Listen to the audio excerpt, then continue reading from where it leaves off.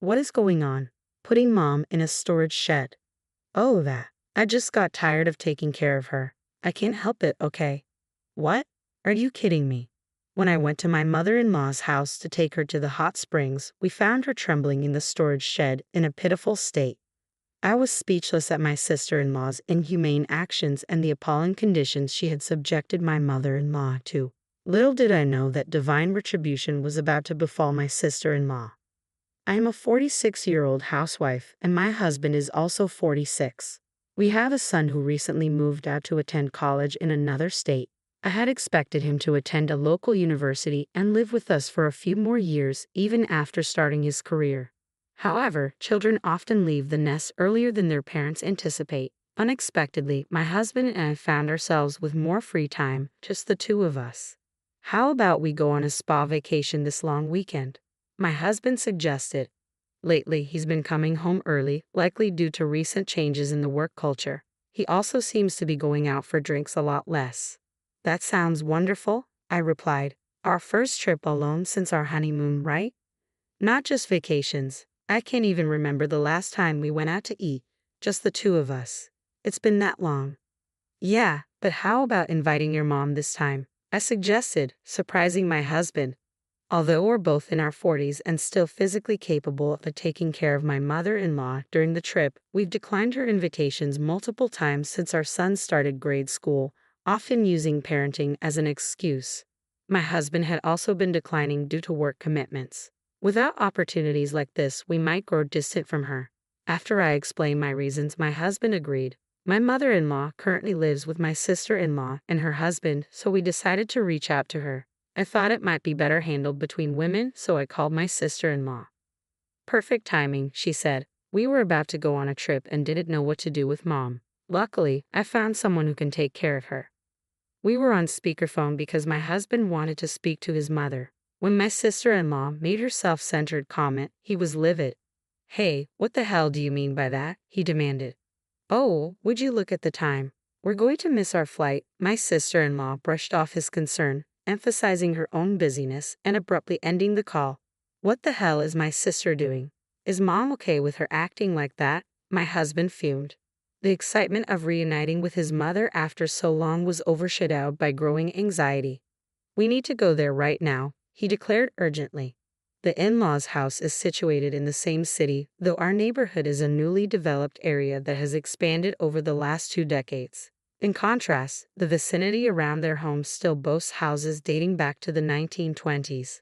Although my sister-in-law and her husband moved in with my mother-in-law and renovated the house, it retains an old-world charm. After a 20-minute drive, we arrived at the in-laws' house. We could see the roof, but the front door was locked, and our attempts to call and knock went unanswered. I tried reaching Lisa to inquire about a spare key, but couldn't get through. Our anxiety grew as we frantically searched around the mailbox, under plant pots, and in other possible spots for a hidden key. Suddenly, out of the corner of my eye, I saw a figure. John was exploring nearby when he also noticed it. Could she be in here? He murmured, peering into the shed. Then he shouted in shock. I hurried over and found my mother-in-law wrapped in cardboard, shivering uncontrollably. Mom, I exclaimed. She was barely dressed, barefoot with disheveled hair and a pale face. Her skin looked dry, and there was an unsettling odor. Her appearance was less concerning than her well-being. How long had she been left in this state? We need to warm her up quickly. I know, damn it. Should we break the window to get in? John suggested urgently. Hold on, what about the backyard window? It might be open, I proposed. The backyard was shielded from the street, offering a chance that they might have forgotten to secure it. John hurried over and, as I had hoped, found the window unlocked. He entered the house, unlocked the front door, and brought his mother inside. From then on, we operated with seamless coordination, like a well-rehearsed team. I warmed the room while John wrapped her in blankets. I changed her clothes while he prepared the bath. As I bathed her, he readied the bed, and together we settled her in. Oh, it's so warm. It's like heaven, his mother murmured, closing her eyes as she seemed to drift off to sleep. Your mom should have a family doctor at her age, right? I suggested, contemplating the urgency of the situation. We needed medical assistance but couldn't locate her room. As I searched for a change of clothes for her, I couldn't shake an uneasy feeling. It became evident we were facing a life-threatening scenario, prompting me to borrow clothes from Lisa. Despite her extensive wardrobe, none of the clothes seemed suitable for my mother-in-law. We scored for her insurance card and prescription information to no avail, leading us to search online for a doctor who could conduct a home visit. Once secured, John promptly alerted the authorities. Upon arrival, the doctor emphasized the critical timing of our intervention. Delay could have been disastrous, especially given the severe winter conditions and the potential for snow in the mountains. The examination revealed signs of malnutrition and dehydration from severely limited food and water intake. Additionally, her neglected living conditions had caused a distressing skin rash and even lice infestation, a shocking development in modern times. The doctor prescribed medications and urged us to arrange a follow-up with her regular family doctor as soon as possible. As we searched for her insurance card and essential items, we came across the contact details for the caregiving service that had been responsible for her well-being. Luckily, it was still saved in the home phone's contacts. Recognizing the urgency of the situation, we reached out to understand what had transpired during the period we were preoccupied with our own lives. After contacting the service, we learned that Lisa had abruptly terminated the contract without prior notice, leaving them unable to intervene further. The caregiver expressed genuine concern for my mother-in-law, mentioning occasional bruises that hinted at possible domestic abuse. They had attempted to address this delicate issue with Lisa, but she had evaded their inquiries. Years of daily abuse? Was my mother enduring this? John exclaimed angrily. Damn it. Yes, we were overwhelmed when our first child arrived, but that doesn't justify neglecting my mother's welfare. I deeply regretted interpreting my mother-in-law's words. It's okay, it's okay. As a mother, it's natural that your child comes first, as mere reassurance. Looking back, our frequent invitations for us to visit may have been cries for help, a plea to escape Lisa's mistreatment. Voicing my regret, I confessed to my husband, who reassured me, it's not your fault. I'm equally responsible, if not more so. Now, only Lisa and her husband hold the truth. We won't know for sure until we hear it from them, but Lisa is capable of such actions without remorse. Anticipating potential disputes over what was said or omitted, we decided to record all our future phone conversations. Lisa reluctantly answered the phone, sounding annoyed to be interrupted during her vacation. However, when my husband raised his voice, she begrudgingly began to speak, her tone flat and detached. I listened intently to the conversation on speakerphone. My mother's forgetfulness was really starting to grate on my nerves. I got so frustrated and just gave her a little shove, but she happened to be standing at the top of the stairs. She tumbled down like a sack of potatoes. I couldn't believe what I was hearing. Lisa was referring to her own mother as a sack of potatoes, and her tone suggested she found it somewhat amusing. Then she couldn't get up on her own. I knew it was serious, but I was just so tired of dealing with everything, so I decided to put her in the shed. Lisa continued casually. You know how you store things you don't need or can't use in the shed? It's like that, she added, laughing. It was clear that Lisa was treating her own mother like an object, dismissing her as useless despite the fact that she had given birth to her and raised her. The selfishness of her attitude made me feel physically ill. The caregiver doesn't know about this, so it's fine. Just make sure nothing unnecessary happens, okay?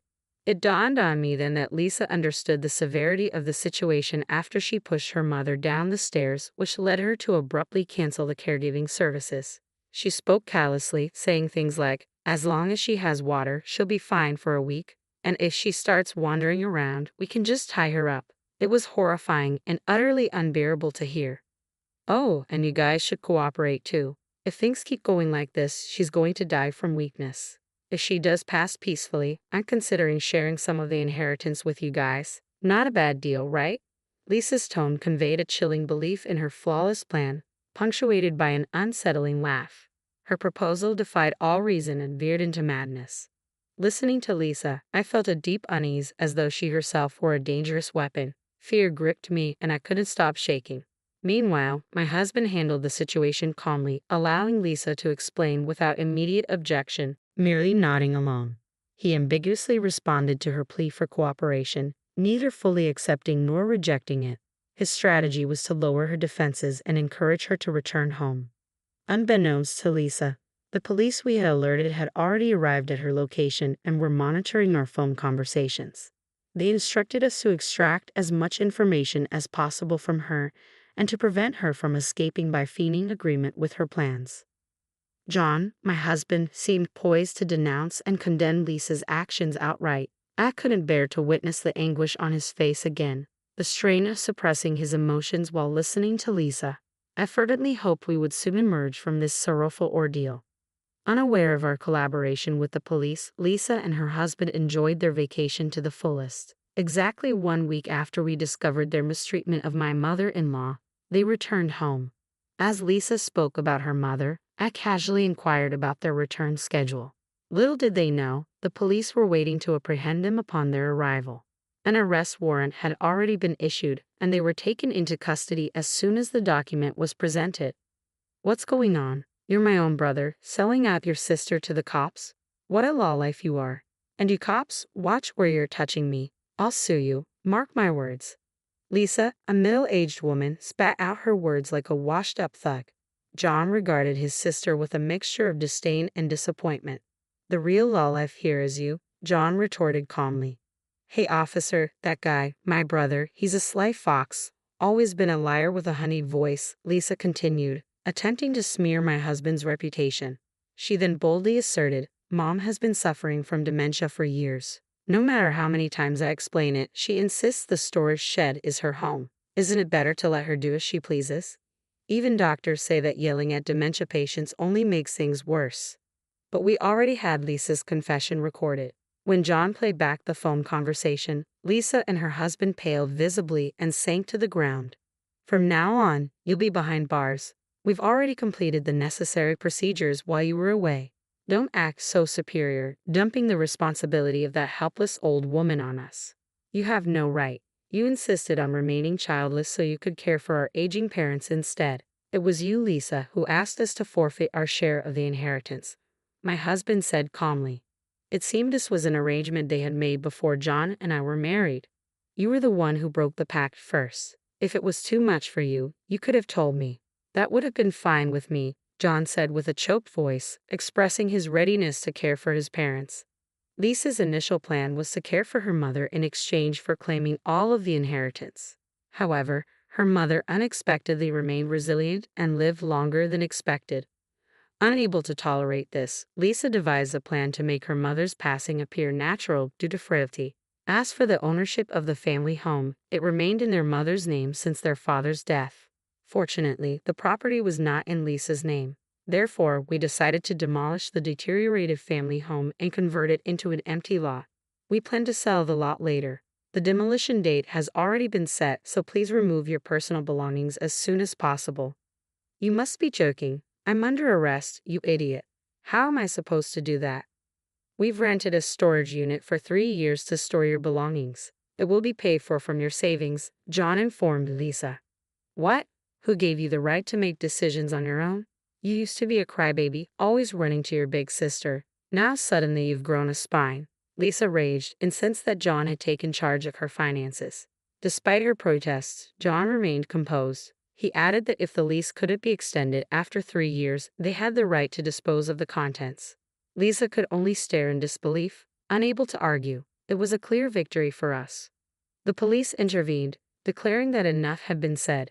They escorted Lisa and her husband into a waiting police car. Resisting until the last moment, they were carried away like uncooperative luggage. In the days that followed, the demolition of our parents' house proceeded smoothly. It turned out that my mother-in-law had not been suffering from dementia after all.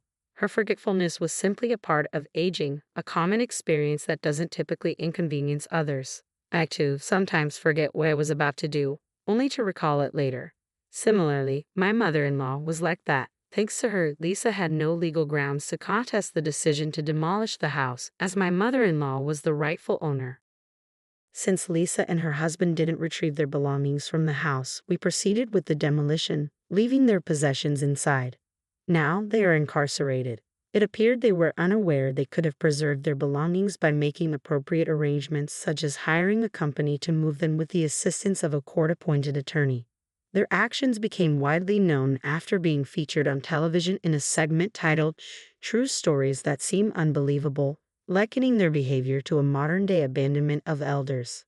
Subsequently, Lisa and her husband were charged with elder abuse and neglect by the authorities responsible for their protection. They were found guilty and are likely to face a significant period of incarceration. We successfully sold the vacant plot for a substantial sum. In addition, we decided to sell our current house, located in a highly sought-after area, which fetched a good price even as a used property. With these funds, we built a new home for the three of us, including my mother-in-law, in a location where we envision spending our elderly years comfortably. The new house is single-story and designed to be elderly-friendly, situated in a town with convenient bus services and excellent care facilities. Since moving, my mother-in-law has shown remarkable improvement in her health. She walks with a straight posture and faithfully performs her daily morning exercises. She now enjoys gardening with me, tending to our vegetable patch every day. Soon, we'll be enjoying the fruits of our labor